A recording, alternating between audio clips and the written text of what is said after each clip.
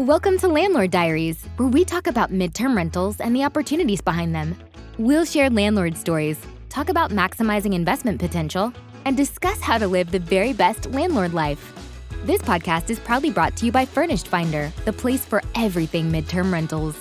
Remember to like and subscribe if you enjoy our content. It's your host of the Landlord Diaries, Kelly Bailey. As always, thanks for listening. We appreciate you guys and my co-host with us today. Hello, everyone. This is Katie again. I'm here with Kelly, your co-host.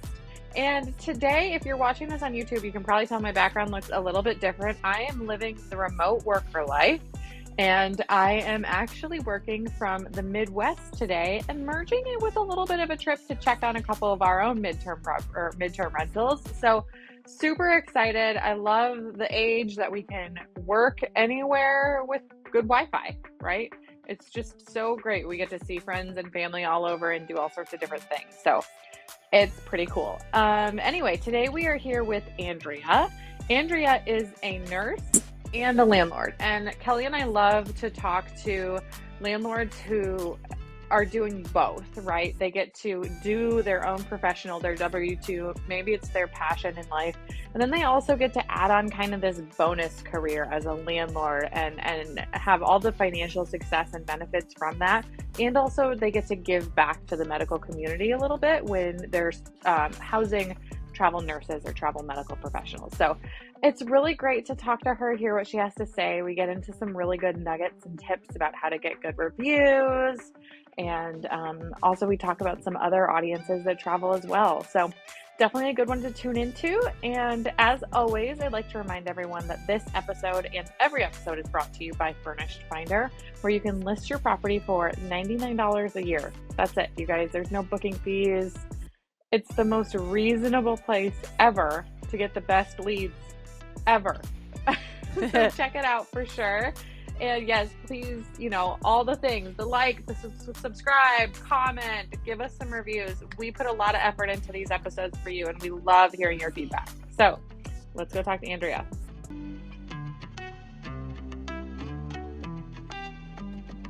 With us today is Andrea Hendricks. She is a nurse and property owner in the Austin, Texas area. Andrea happens to own a property on the same street in Georgetown that I have a midterm rental.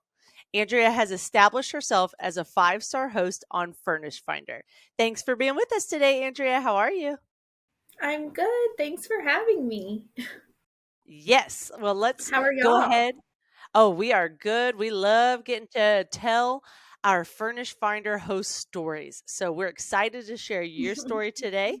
And we'll start off with, why don't you tell us what your main profession is, since you have a W-2 job, and how you have impacted infusions for your hospital?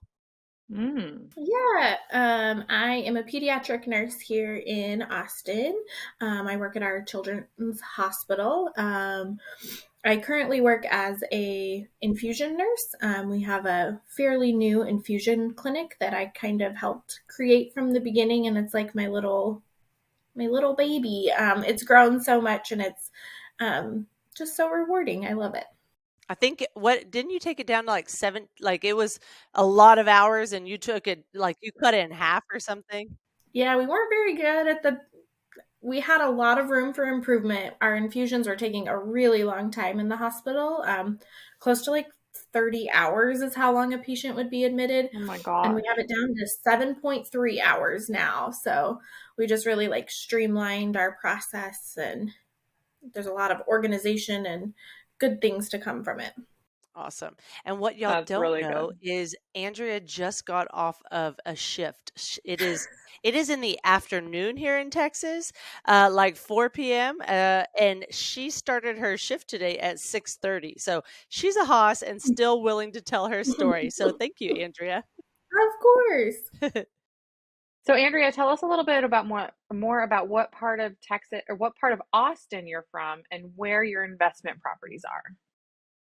Okay, so I'm not originally from Austin. I'm actually from Colorado, but I moved to Austin about 6.5 years ago, I think.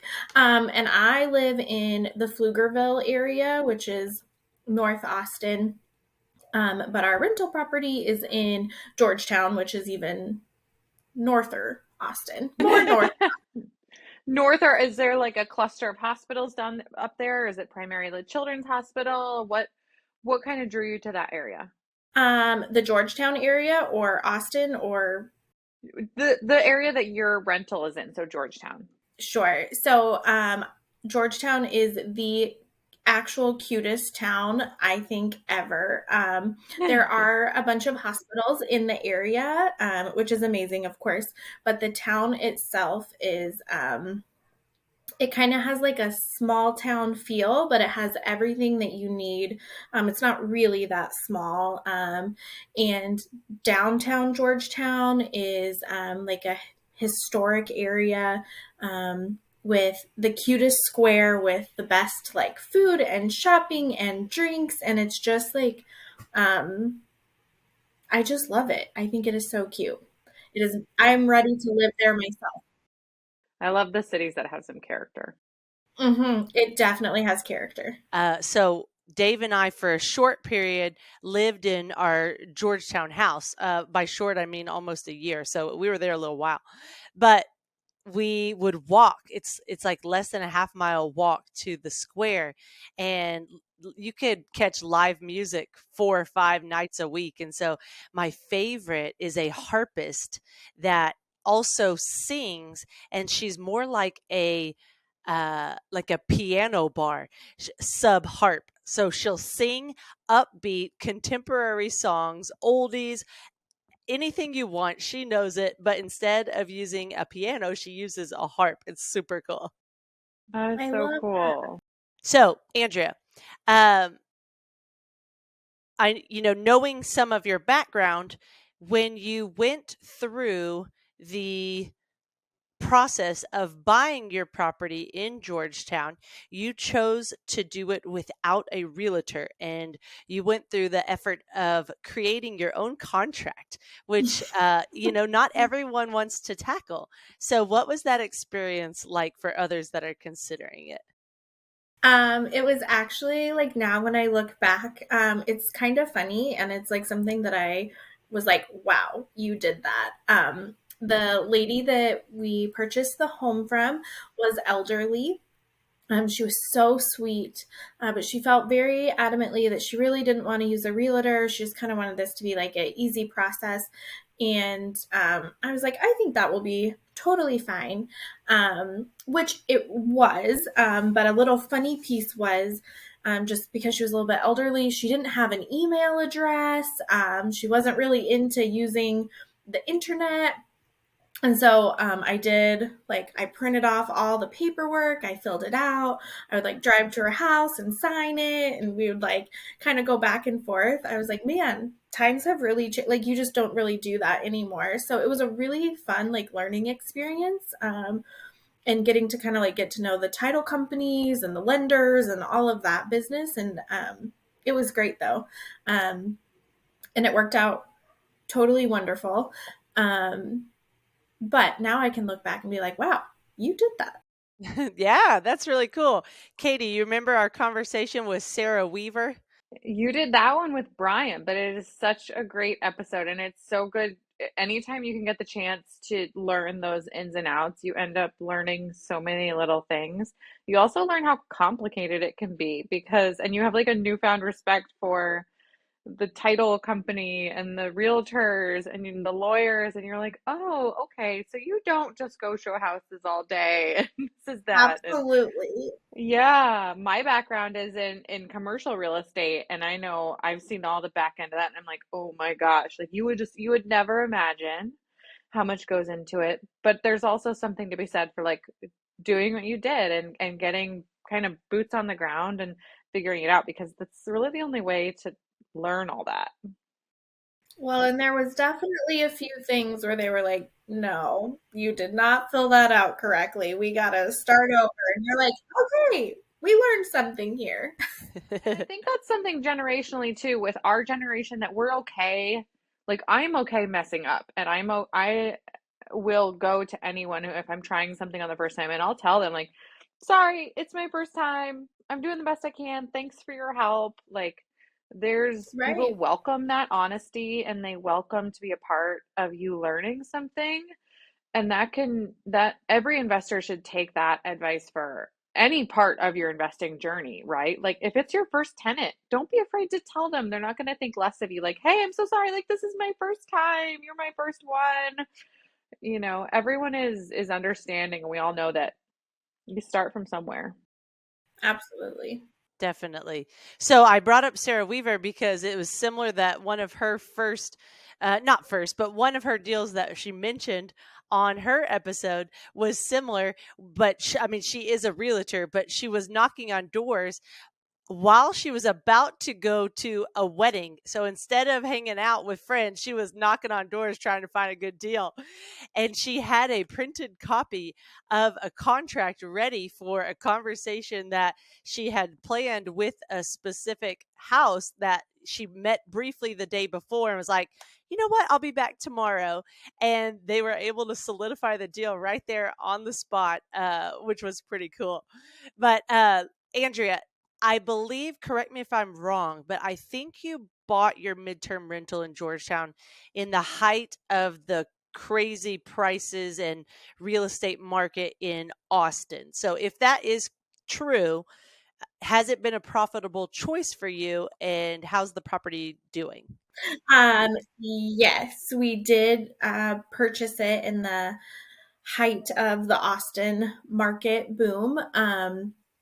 But it really helped also that we were able to like find the house without like kind of doing that negotiating without a realtor. The house was never listed on the MLS, that kind of thing. And it has been profitable. We haven't had any issues having tenants in the house, keeping it just always with somebody in it. Good. Awesome. And who are some of your tenants? Who have you been renting out to? Have you been finding them on Furnished Finder? Tell us about, since you said you haven't had any trouble renting it, tell us what that's looked like for you. Who's been in the property? Yeah. So since I'm a nurse, I had just like totally envisioned that this would be a house, a property for nurses, which I just think the whole like concept of Furnished Finders is so cool. And I have friends that are travel nurses. I work with travel nurses.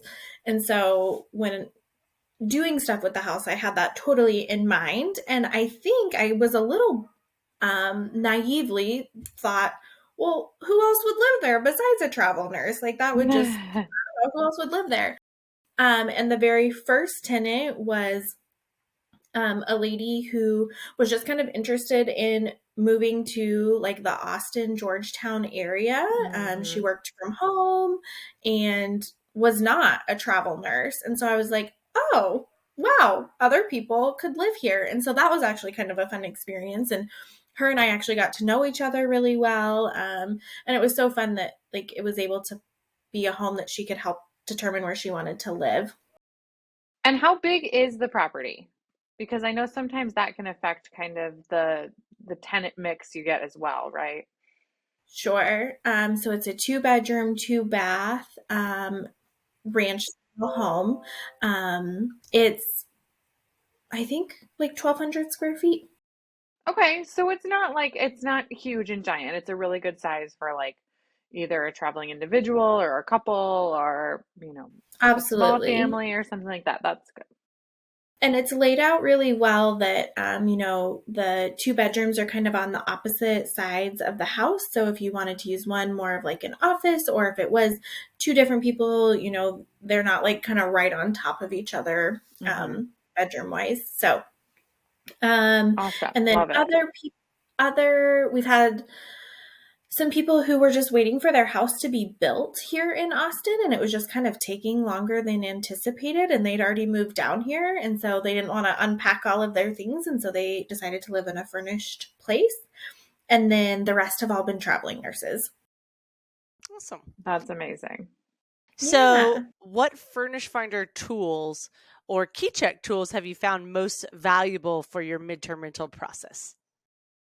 Oh, wow. All of them. The house is listed on Furnished Finder, which is the best. I love how easily you can tell, like, for traveling nurses, how close like the nearest hospitals are, the driving distance, that kind of thing. So having the house listed on there is amazing. And then I use all of the KeyCheck um, options. Tools. Right. And reminder, KeyCheck is basically the business tools for Furnish Finder. So when you connect with a tenant, you're like, hey, what's the next step? Then we provide tenant screening options for you, lease options that are state specific, and you just answer a variety of questions and it generates it for you. And then rent payments as well is amazing, because you just set it up once and then they get the reminders of ding, rent is due.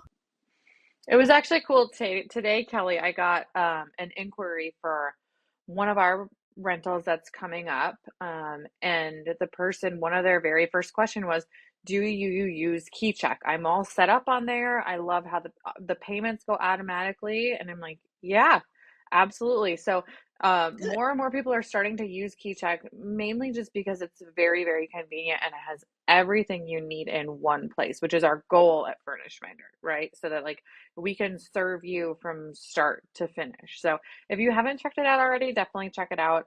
It's very user friendly and we're always making cool updates there. Yeah. So tell us about your experience with KeyCheck, Andrea. What features have you found most user friendly? How do you like using those 3 features we've talked about? Yeah. I love the simplicity of it all. Like when, you've connected with the person and they're ready, you just kind of put in their name and their email address, and then, it shoots them off a little email with the, for the background check, the credit check options, which are great. And then I absolutely love that you can write the lease through KeyCheck. And like you mentioned, that it's state specific. Like it just makes it so easy, and it's like takes you right through the process. I mean, I feel like now I can do it in like under 5 minutes of just, check these little boxes of this and that, change the dates. And then it's just so easy. Especially I have found a couple of tenants have extended.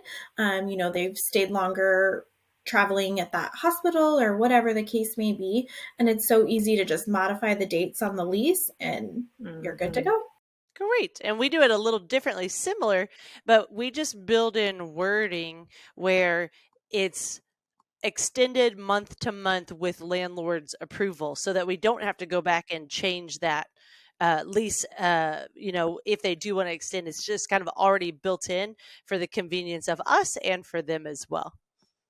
See, this is what I love about KeyCheck, because the three of us all use just the structure of our leases differently. And there's no one right way. It's definitely what works for you, what works for your tenant pool, because different types of tenants are looking for different options and structures. And it's what you're comfortable with, right? So it's Kelly and I always talk about this all the time. I'm like, that's so cool that works for you. Like this works for me. And there's not a right or wrong.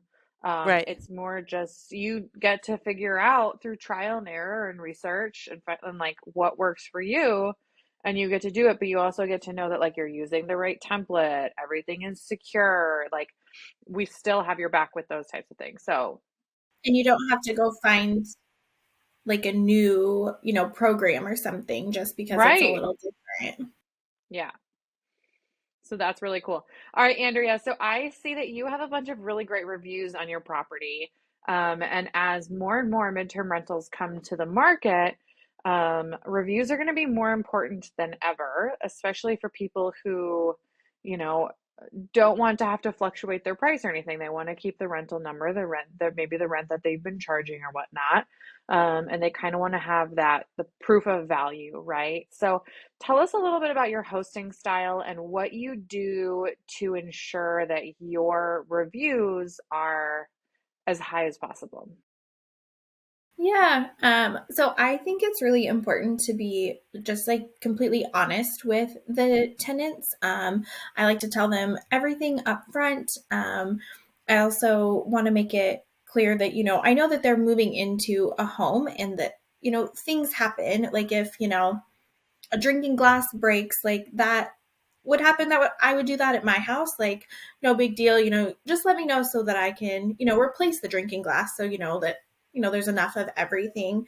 And I just like to kind of keep an open communication style with the tenants of letting them know, please let me know if there's something that the house is missing or that you need. You can text me or email, whatever works best for them. And I have just honestly been totally blessed with the best tenants. Like they have all been amazing and it's been really fun to just kind of get to know them. I actually have a funny story with the second tenants that moved into the house. They had texted me one day and they were like, really strange question, but any chance you like came and got the trash and recycling cans? And I was like, oh, no, definitely not. And they were like, we cannot find them. Like we put them out to be, the trash and recycling to be taken out. And they could never find them again. It was just kind of like this mystery of who knows where the trash and recycling cans went.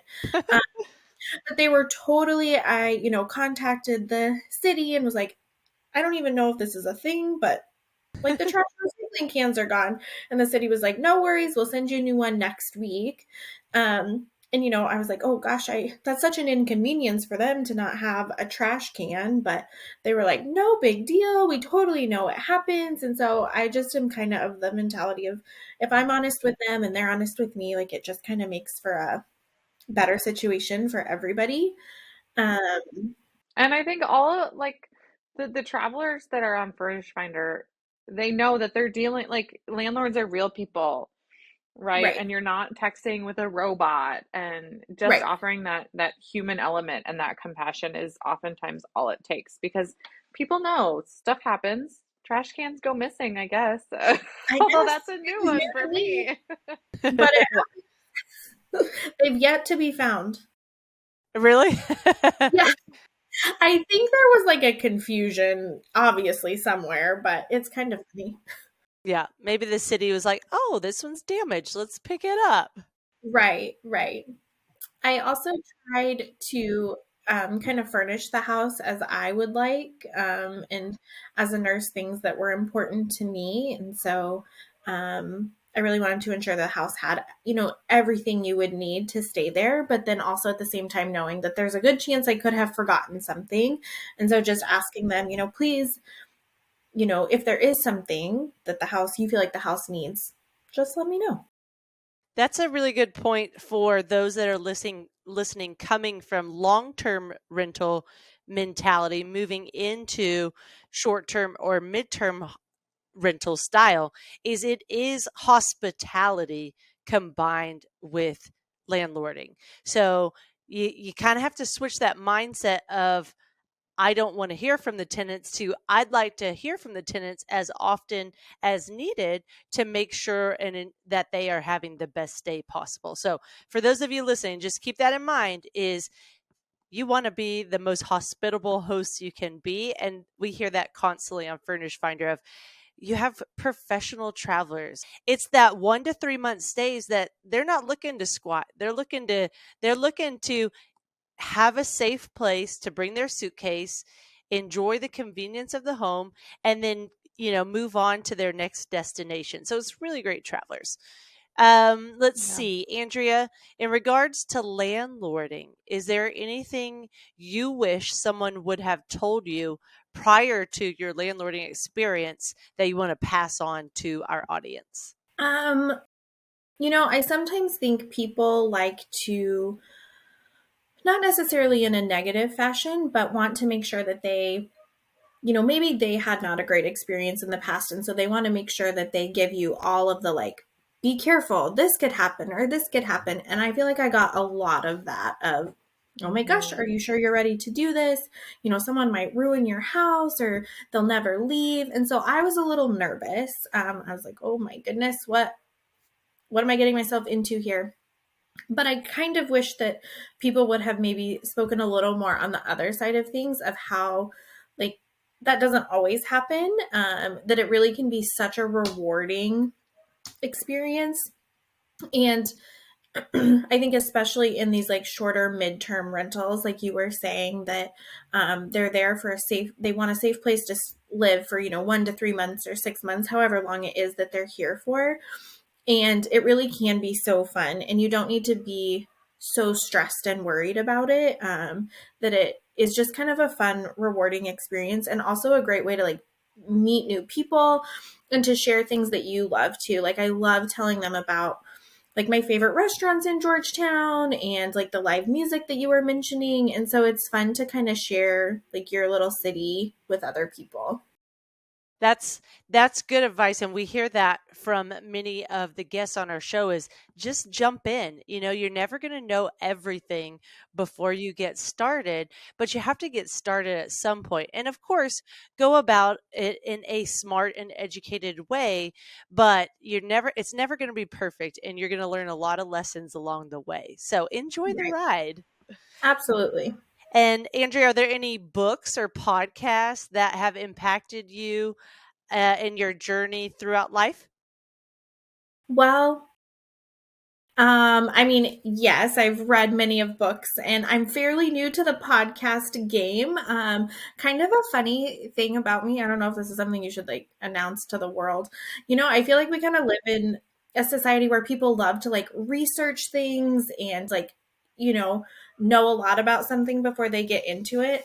That's not really my style. I'm just kind of like, well, let's give it a whirl. Like I, of course, like try not to make too many like crazy decisions, but I just sometimes have found that there can be so many like negatives on something that I'm like, well, I actually think being a landlord will be super fun, and I think it'll be totally great. So we're gonna go for this. And so I haven't really done a ton of like, listening or reading of things about like being a landlord or that kind of thing. I think that's actually okay. I think something in real estate that stops a lot of people is analysis paralysis and just getting in your head and over learning, whereas so much of the Yeah. learning is just hands-on, right? And I think there's also something to be said for doing it before you're ready. Kelly and I have talked a lot this year about how we're both kind of at a point with our properties where we're like taking a pause and we're trying to get all of our systems mastered before we kind of go to the next level. And my husband and I had an opportunity to add one more studio to our portfolio, and it was like too good to pass up. And I was like, oh, we are not ready, but we're gonna do it anyway. And we're gonna figure it out, right? And like I know we can do it, like that's not a question, but it's like, we'll figure it out and we'll do it and we'll challenge ourselves, and then we will come out on the other side more educated and more experienced and with more know-how than we ever could have gotten. So take the podcast, man. I mean, obviously we're here for the podcast, and take the books and all the learnings, but at some point, like, jump in there and figure out if you can swim. Right. So I just have one more question. Andrea, you have one midterm rental. Have your eyes gotten big, or do you have any further investing goals in real estate or other avenues? Yeah, I would have I didn't think that I would love the midterm rental as much, like that process as much as I did. And so now I feel like I've been very inspired by that. I just think it is such a cool concept. And so I am definitely keeping my eyes peeled for any type of other midterm type rental properties that would be good for, kind of targeting traveling nurses. Love it. Katie, any last questions for Andrea? I got nothing. This was such a good conversation. Yes. For all of our medical professionals out there, thank you for your service. Andrea, thanks for taking on the challenge of not only working a full shift starting at 6:30, but also sharing your story on the podcast with us.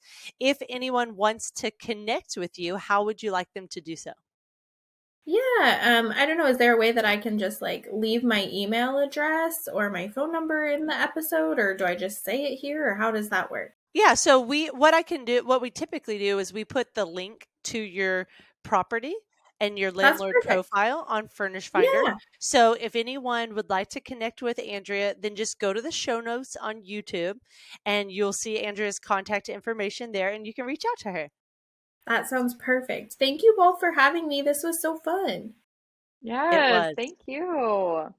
All right. Thanks, everybody. If you are loving our show, please don't forget, we would love your 5-star review on Apple Podcasts or Spotify. And if there's any conversations you'd like to hear from us or any specific questions you've had, then just choose an episode on YouTube to leave a comment, and we'll do our best to make sure and answer those in a future episode. Thanks so much. Have a great day, everybody.